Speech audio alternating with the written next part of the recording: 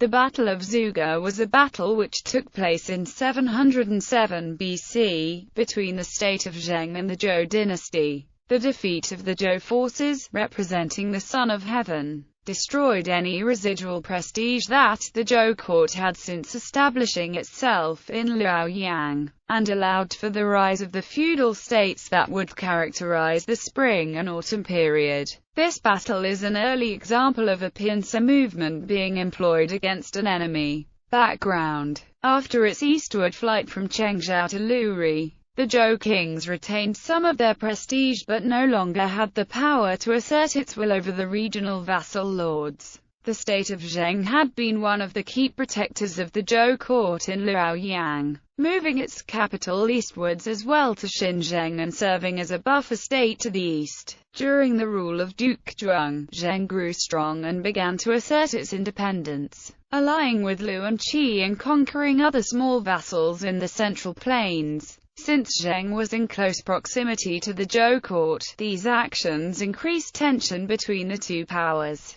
Despite being the nominal overlord, King Ping of Zhou exchanged hostages with Duke Zhuang in an attempt to secure peace. But this only led to increased mistrust. When King Wan succeeded to the throne, he then removed Duke Zhuang from the post of court minister. In retaliation, Duke Zhuang refused to pay tribute to the Zhou court.